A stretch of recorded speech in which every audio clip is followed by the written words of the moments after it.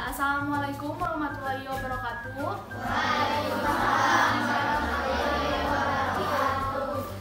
Ya, apa kabarnya anak-anak? Semuanya sehat? Alhamdulillah. Ya, sekarang sebelum memulai pembelajaran, alangkah baiknya kita berdoa terlebih dahulu. Berdoa dipimpin oleh KM ya, silakan. Berdoa mulai.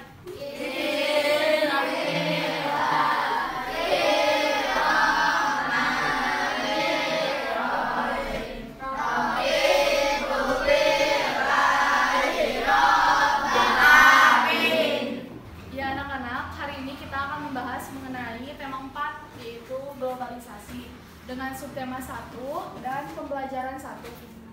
Ini ya bisa dilihat di sini. Nah, dengan tujuan pembelajarannya yang pertama, dengan diskusi dan mencari informasi, siswa akan mampu menjelaskan peran Indonesia dalam berbagai bentuk kerjasama di bidang sosial budaya dalam lingkup ASEAN dengan tepat.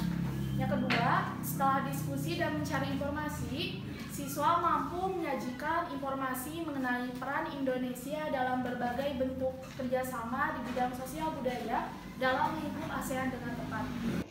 Ya, seperti yang kita tahu, kita berada di era globalisasi, di mana era globalisasi ini secara singkatnya itu akan memudahkan kehidupan manusia dalam melakukan aktivitasnya dalam berbagai bidang. Nah, yang pertama, kalian sudah tidak asing kan dengan pakaian ini, yaitu batik. Di sini batik merupakan produk asal dari Indonesia. Kemudian ada karpet yang sering kalian lihat di rumah maupun di sekolah. Di sini karpet itu merupakan produk dari Turki. Kemudian ada jam tangan.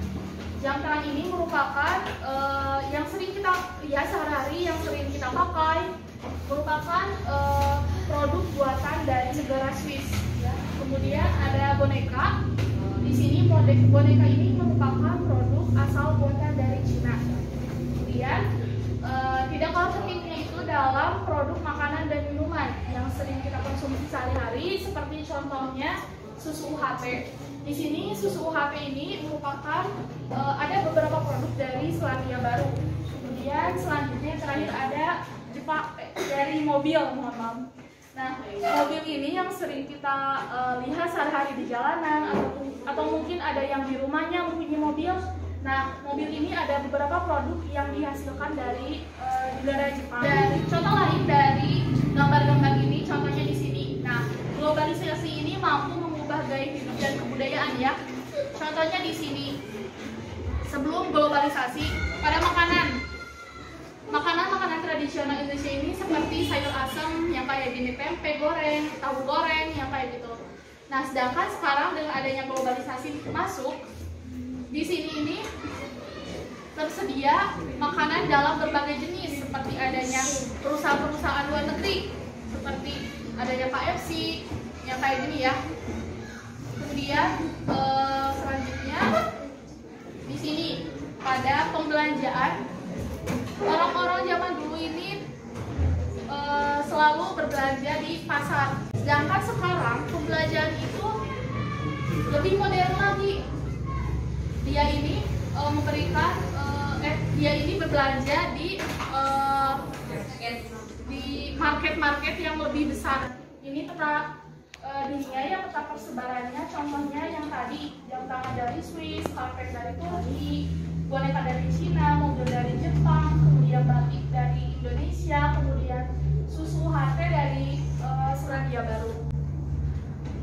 Nah, dapat disimpulkan bahwa globalisasi ini merupakan sebuah proses menggininya seluruh bangsa dan negara di muka bumi ini, sehingga antara satu sama lainnya itu saling terhubung atau saling keterkaitan.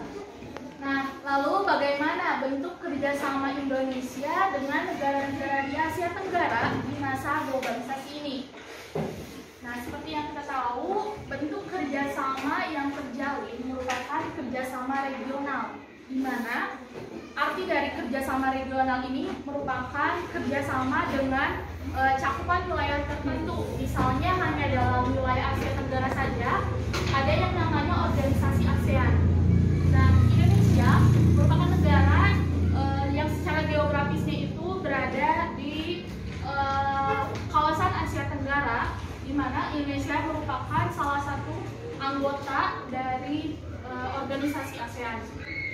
Nah, organisasi ASEAN ini sudah dijelaskan pada tema 1, dan tentu saja kalian sudah mengetahui beberapa dasar-dasar mengenai ASEAN.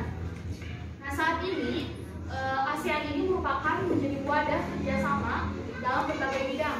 Nah, contoh dampak globalisasi dalam berbagai bidang.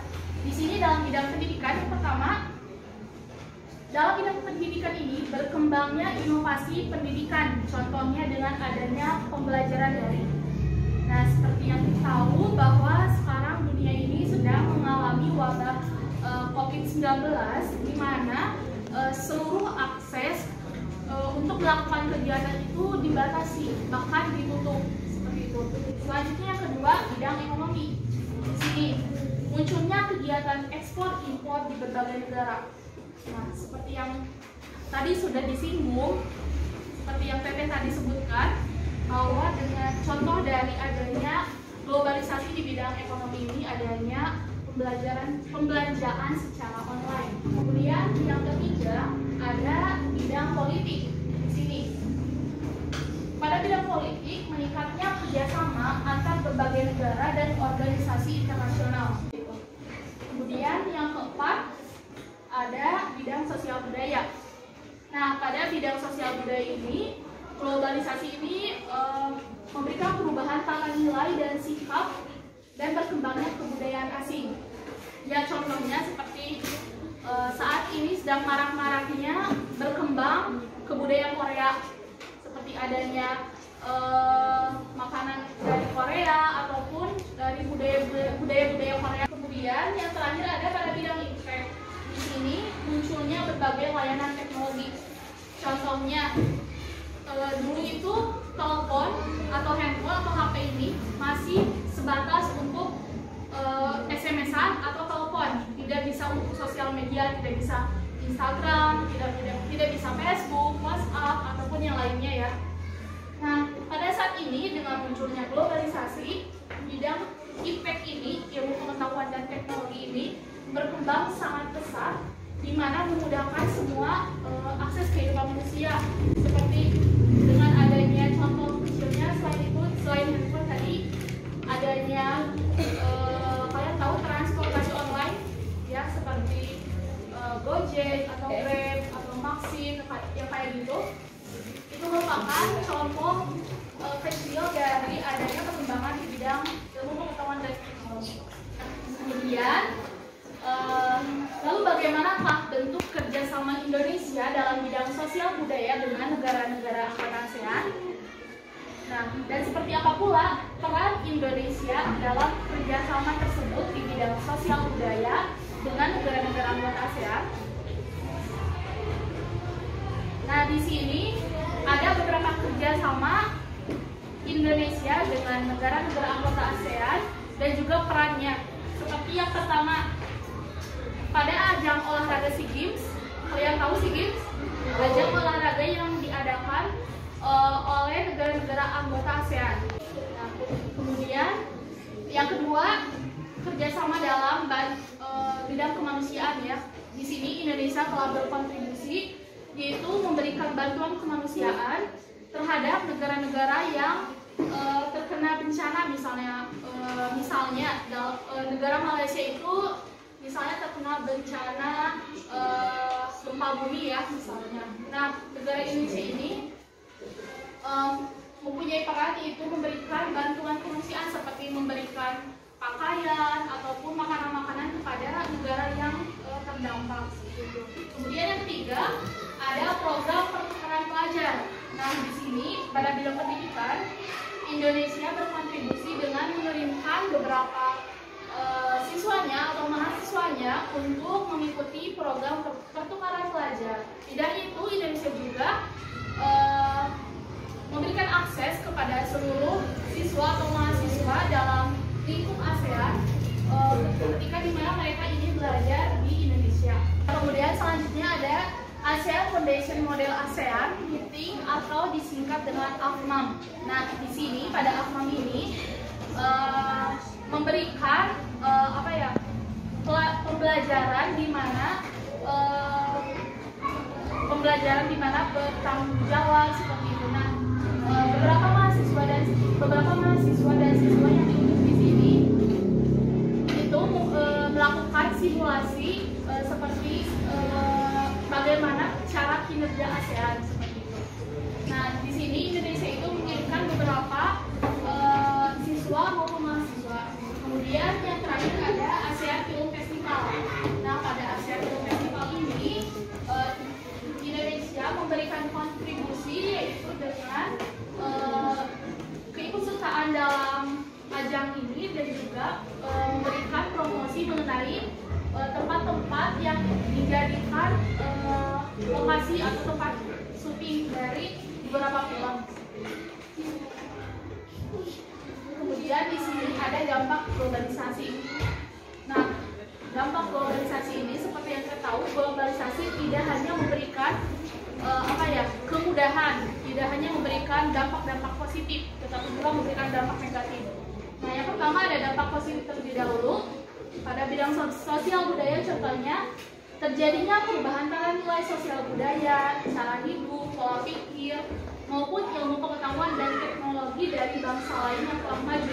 Nah, di sini contohnya ketika misalnya negara-negara lain sudah memberikan kontribusi yang sangat efisien dan cukup maju terhadap dunia, misalnya negara Amerika.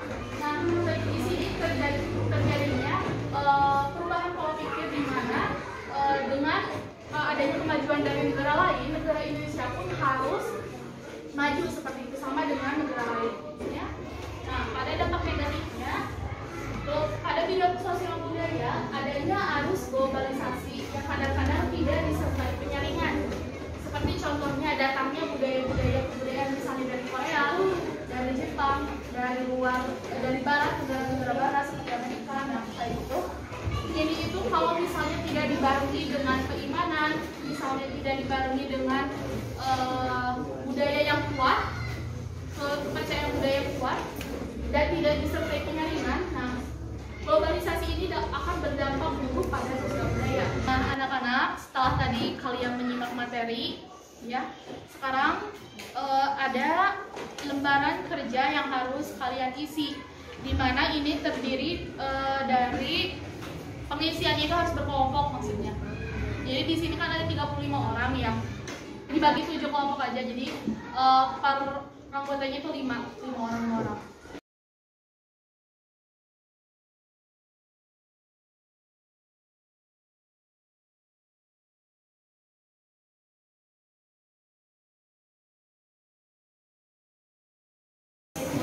Ya, anak-anak kan barusan udah dibagiin yang ini, yang lembar ini. Nah, ini itu isi dulu per kelompok, terus nanti setelah diisi bakalan ada perwakilan kelompoknya maju ke depan. Cuma satu kelompok. Ya, di sini lihat pada lembar kerja, di sini ada petunjuknya, dibuka yang selanjutnya. Udah. Nah, di sini itu ada petunjuknya ya, pada yang pertama itu baca artikel berita. Ya, karena barusan sudah mengisi lembar yang sudah dibagikan, sekarang perwakilan kelompok satu orang maju ke depan. Boleh dari ini? Boleh ke depan? Indonesia dengan negara-negara ASEAN Tenggara, keikutsertaan Indonesia dalam ajang olahraga Sea Games, keikutsertaan Indonesia dalam bantuan kemanusiaan, lolos kesukaran olahraga. Nah, sebelum mengakhiri pembelajaran, ini ada lembaran yang harus diisi lagi, tapi ini per individu ya. Boleh dikerjainnya di rumah.